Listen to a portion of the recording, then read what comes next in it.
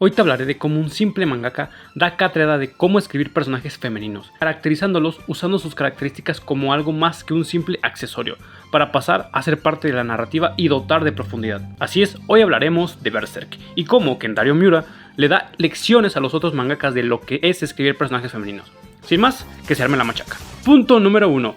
La anatomía y diseños. Todos han visto las típicas monachinas con cuerpos super exagerados, con tetas grandes, culos, cinturas pequeñas y grandes caderas. A más de uno nos parece más que exagerados o poco realistas esos cuerpos. Que a ver, que los hay, obviamente, pero no es lo común. Y antes de que una persona con kinder trunco me diga "eres tonto, es ficción, maldito aliade", etcétera, etcétera. A ver, mongolito. Obviamente sé que es ficción y que los cuerpos pueden ser como quieran los artistas. El detalle es que parece un requisito para que se pueda hacer un manga o anime. Por lo mismo el mercado se satura y se vuelve muy poco variado, fastidiando bastante gente. Más si llevas bastante tiempo consumiendo anime o manga. Claro, ¿quién no quiere ver tetas y culos, no? Pero por lo mismo el realismo se pierde. Y no habría problema con esto, pero hace que la imagen del personaje y de la imagen de la mujer pase a ser un simple accesorio, como un "mira, el pro tiene a su mujer con todas las funciones premium", o sea, con todas estas características físicas. Y como hablaremos más adelante, se reduce a solamente eso, tetas abundantes. Por eso es que no es agradable constante ver personajes así, pues se muestran como un accesorio, más que como un personaje que verdaderamente pueda aportar a la trama. Teniendo esto en cuenta, ¿en qué es donde Kentaro Miura supera a los demás? Bueno, pues es que los diseños de las mujeres son bastante realistas, medidas, promedios, estatura, rostros, etc. No son una exageración, sino que son realistas sus cuerpos, tanto con ropa como sin ropa, y ayuda bastante, tanto para sentir realista los problemas de los personajes femeninos como para no verlos como simples accesorios, además de dotarlos de características diferentes. O sea, no son la misma mona china, solamente que con otro tinte de pelo, ¿verdad, Shonen Jump? No, realmente se siente que cada personaje femenino es distinto uno de otro. Recapitulando, medidas realistas, variedad en apariencia, dotándolas de vida y quitándose disfraz de accesorio de los personajes masculinos, y esto solamente es hablando del diseño y anatomía. Pasemos al siguiente punto. Punto número 2, los problemas femeninos y guiones realistas. Han llegado a ver esa gente machista, tanto hombres como mujeres, que dicen: una de las machistas más rancias de todas, estás en tus días cuando una mujer se enoja. Bueno, supongamos que Berserk es lo opuesto, pero le da foco. ¿A qué me refiero? Te preguntarás. Pues muy fácil, querido viewer, a que Kentaro Miura usa problemas de mujeres como la regla o periodo para darle más profundidad. En una ocasión, no quiero spoilear mucho, pero en una ocasión el personaje de Casca cae con Guts por un barranco y al mismo tiempo ella tiene su periodo, así que él tiene que cuidar de ella y refuerza el vínculo entre los dos. Y ya con estas dos características, que es darle importancia a este problema femenino y hacer que importe, es más que aplaudible. Pero no se queda ahí, porque esto mismo demuestra algo que Casca no quiere, una debilidad como mujer.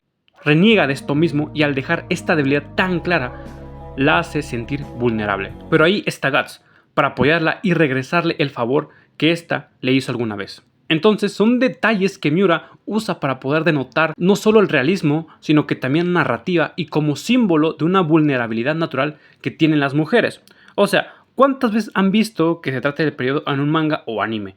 Es más, ya en la ficción en general, como lo que es una simple necesidad fisiológica. Y todavía denotarla de tanta narrativa. Es que Kentaro Miura, la esperanza del seinen, Y no es la única vez que vemos esto. Varias veces en el manga se llega a hablar de este tipo de temas, como la excitación de la mujer, sus deseos, ver más allá como un humano y no como un simple accesorio. Hay varios personajes que tratan estos temas, fetiches, acciones, relaciones. Hay un arco después del pasado del protagonista que trata exageradamente bien este tema, con un grupo de prostitutas, dotándolas de realismo. Cómo se sienten después de hacer su trabajo, cómo se sienten con otras actividades, los sueños de muchas de ellas, etcétera, etcétera. También Guts lastimando a Casca después de tener él sin respeto. O sea, son varias las cosas que te hacen decir que esto sí es una mujer y no un simple personaje más. Y podrían decir que es inclusión forzada porque solamente es causar morbo sin alguna razón. Pero como dije, tienen peso narrativo todas estas acciones. Afectan a la trama, dotándola no solo del realismo, sino de importancia para que mongólicos no digan mamadas así. Claro que si solo quedaba ahí, era morbo, tendrían razón. Pero no es así, porque como veremos en el siguiente punto, las mujeres hacen más. Por el momento, quédense con la idea que hay diseños realistas y conflictos realistas en las mujeres. Ahora pasemos al otro punto. Punto número 3. Importan en la trama. Si llevas tiempo viendo anime, te darás cuenta que las mujeres en la gran mayoría de los animes mangas no hacen más que estar enamorada de un güey. Y casi que todo su personaje se rige en eso, o solamente tienen una característica y ya. no hacen nada más, no importan la trama. Casos como en Naruto, que solamente 3 o 4 personajes femeninos son relevantes y hacen algo, más que estar enamoradas de un random, son bastante comunes.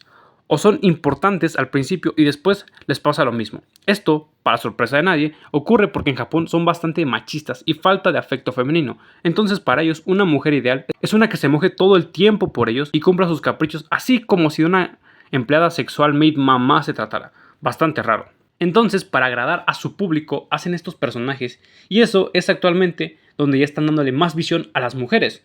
Pero en la época de Berserk, salvo Dragon Ball con Bulma, esto era sumamente raro. Diría que nadie lo hacía casi. Tal vez Rumiko Takahashi, la creadora de Ranma, Urusei e Inuyasha, la que empezó a impulsar esto, pero en general no se veía, menos en un shonen.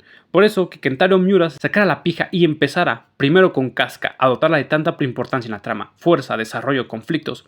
Fue algo nunca antes visto, por eso puedes tomarle aprecio. Y no es la única, son varios personajes femeninos los que hacen esto, más en el teamfight del Gustavo. Y es que, por ejemplo, Casca tiene todo su desarrollo, el conflicto de ser una mujer y por ende ser tratada menos en el campo de batalla, tener odio y amor a Gustavo, todo lo de Griffith, etcétera, etcétera.